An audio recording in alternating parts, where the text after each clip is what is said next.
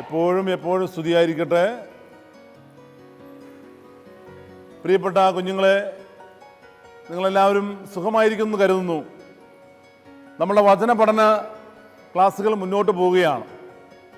വചനത്തെക്കുറിച്ചാണ് നമ്മൾ ഈ ദിവസങ്ങളിലൊക്കെ കാറ്റഗിസം ക്ലാസ്സുകളിലൊക്കെ പഠിച്ചുകൊണ്ടിരുന്നത്.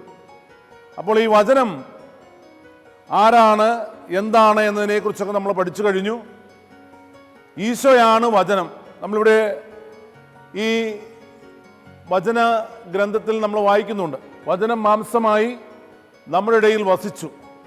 ആ ഈശോയെക്കുറിച്ചാണ് നമ്മൾ പഠിക്കുകയും മനസ്സിലാക്കുകയും ചെയ്യുന്നത്. ഈ വചനം എന്താണെന്ന് നമ്മൾ നേരത്തെ തന്നെ പഠിച്ചു കഴിഞ്ഞതാണ്. ഈശോയാണ് വചനം. ആ ഈശോയെ നമുക്ക് മറ്റുള്ളവർക്ക് കൊടുക്കാനായിട്ട് നമുക്ക് സാധിക്കണം. അതിന് നമുക്കെല്ലാവർക്കും എന്തുണ്ട്? കടമയുണ്ട്.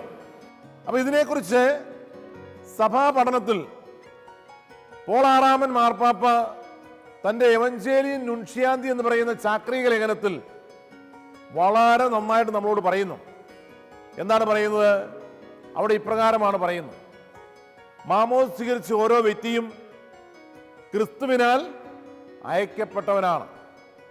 ക്രിസ്ത്യാനി അയക്കപ്പെട്ടവനായതുകൊണ്ട് അവൻ പോകുന്ന സ്ഥലങ്ങളിലും കണ്ടുമുട്ടുന്ന വ്യക്തികളിലും പ്രവർത്തിക്കുന്ന ഇടങ്ങളിലും ക്രിസ്തുവിനെ പറഞ്ഞു കൊടുക്കാനായിട്ട് സാധിക്കണം.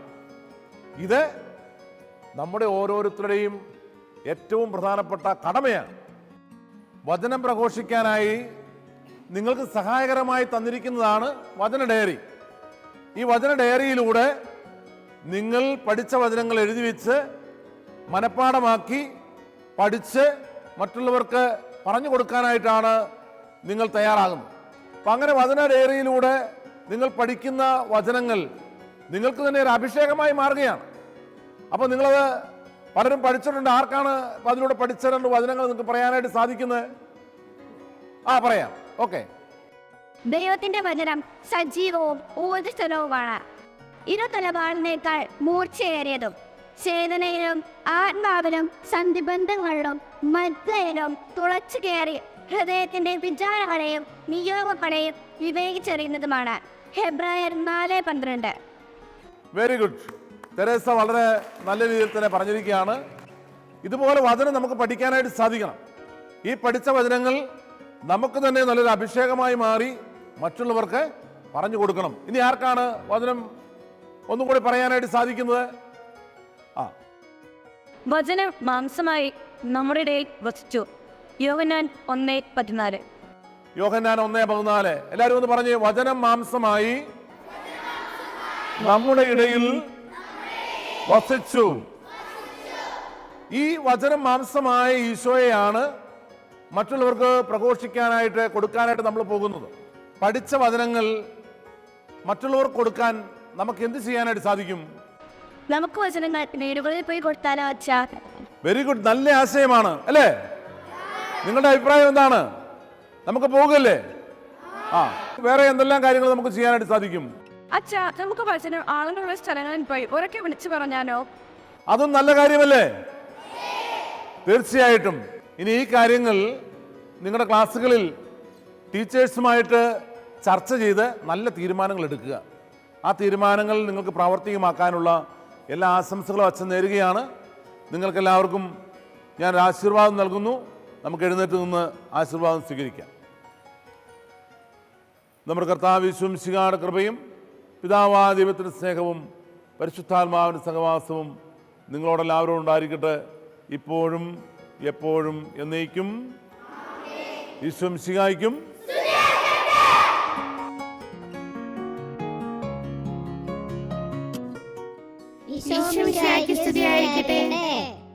എപ്പോഴും സ്തുതിയായിരിക്കട്ടെ. ഇരിക്കൂ.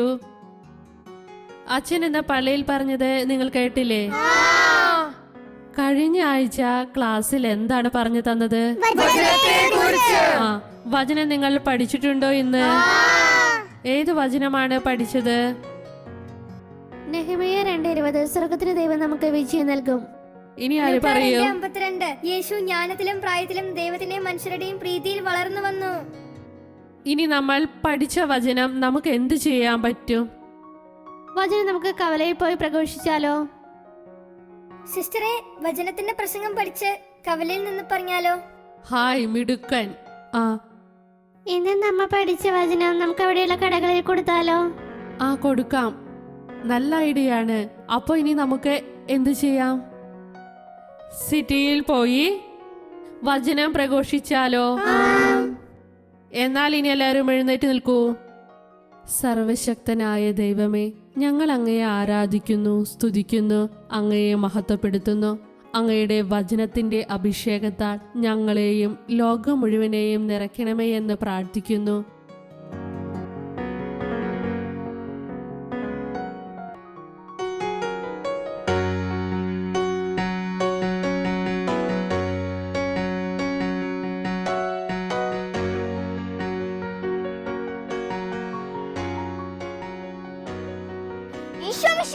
സ്തുതിയായിരിക്കട്ടെ. വിശുദ്ധ യോഹന്നാൻ സുവിശേഷം 1:1 ഇപ്രകാരം പറയുന്നു: അതിൽ വചനമുണ്ടായിരുന്നു, വചനം ദൈവത്തോട് കൂടെയായിരുന്നു, വചനം ദൈവമായിരുന്നു. ജീവനുള്ള ദൈവത്തിന്റെ സജീവമായ വചനം അടങ്ങിയിരിക്കുന്നത് വിശുദ്ധ ബൈബിളിലാണ്. ഹെബ്രായർക്കാർക്ക് എഴുതിയ ലേഖനത്തിൽ നാം ഇങ്ങനെ വായിക്കുന്നു: ദൈവത്തിന്റെ വചനം സജീവവും ഊർജ്ജസ്വലവുമാണ്. അതിനാൽ ഓരോ വചനവും നമ്മുടെ ജീവിതത്തിന് പ്രചോദനമേകുന്ന പ്രകാശ ഗോപുരമാണ്. സങ്കീർത്തകനായ ദാവീദ് രാജാവ് നൂറ്റാണ്ടുകൾക്ക് മുമ്പ് ആലപിച്ചു: അങ്ങയുടെ വചനം എന്റെ പാദത്തിന് വെളിച്ചം, പാതയിൽ പ്രകാശവുമാണ്. അതെ, നമ്മുടെ അനുദിന ജീവിതത്തെ ശരിയായ വിധത്തിൽ നയിക്കാൻ ദൈവവചനത്തിന് കഴിയും. അതിനെ നാം വചനം വായിക്കുകയും പഠിക്കുകയും ധ്യാനിക്കുകയും ചെയ്യണം. വിശുദ്ധ അംബ്രോസ് പറയുന്നത് വിശുദ്ധ ഗ്രന്ഥപാരായണമാണ് ആത്മാവിന്റെ ജീവൻ എന്നാണ്. ഒരു ക്രൈസ്തവന്റെ ജീവിതത്തെ ഇരുട്ടുന്നറിയുമ്പോൾ വചനമാണ് വിളക്കാവുന്നത്. എന്റെ വചനം അഗ്നി പോലെ പാറയെ തകർക്കുന്ന കൂടം പോലെയുമല്ലേ എന്ന് ചോദിക്കുന്ന സ്നേഹനിധിയായ ദൈവം വചനം ഒരു സിദ്ധ ഔഷധമാണെന്ന് ഉറപ്പിച്ചു പറയുന്നു.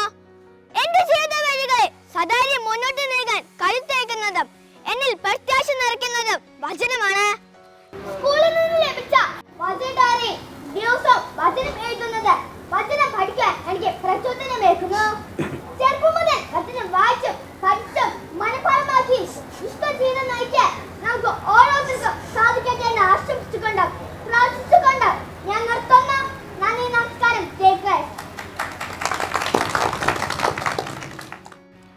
പ്രിയമുള്ളവരെ, ഈ കുട്ടികൾ ഇവിടെ വചനത്തിന് പ്രാധാന്യം കൊടുത്തുകൊണ്ട് ഇവിടെ കൂടിയിരിക്കുന്നവർക്കും ഒക്കെ വചനം എഴുതിയ പേപ്പറുകൾ എല്ലാവർക്കും നൽകുന്നത് ഞാൻ കണ്ടു.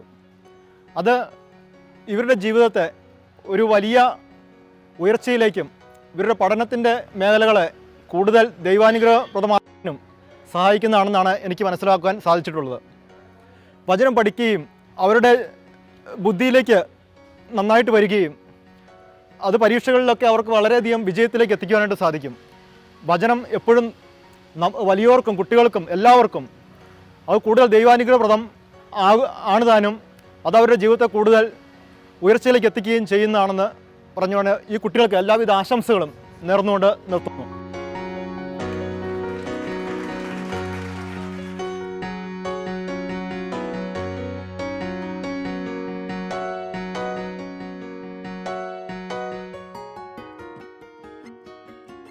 ചേട്ടാ, ഈ വചനം എൻ്റെ ജീവിതത്തിൽ എനിക്ക് മുൻപോട്ട് പോകാൻ ശക്തി നൽകിയതാണ്. ഈ വചനം ചേട്ടന് ശക്തി നൽകട്ടെ. എൻ്റെ ദൈവം തൻ്റെ മഹത്വത്തിൻ്റെ സമ്പന്നതയിൽ നിന്ന് നിങ്ങൾക്ക് ആവശ്യമുള്ളതെല്ലാം നൽകും. ഫിലിപ്പി 4:19. Thank you.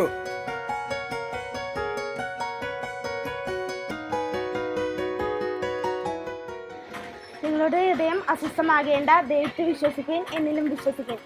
യോഹന്നാൻ 14:1. ഈ വചനം എൻ്റെ ജീവിതത്തിൽ ഒത്തിരി ആശ്വാസം നൽകിയിട്ടുള്ള വചനമാണ്.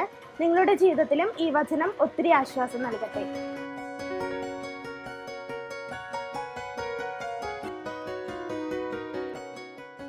ചോദിക്കുവിൻ, നിങ്ങൾക്ക് ലഭിക്കും. അന്വേഷിക്കുവിൻ, കണ്ടെത്തും. മുട്ടുവിൻ, തുറക്കപ്പെടും. മത്തായി 7:7. ചേട്ടാ, ഇതെൻ്റെ ജീവിതത്തിൽ എനിക്ക് വളരെയേറെ ശക്തി നൽകിയ വചനമാണ്. ഇത് ചേട്ടൻ്റെ ജീവിതത്തിനും വളരെയേറെ ശക്തി നൽകട്ടെ.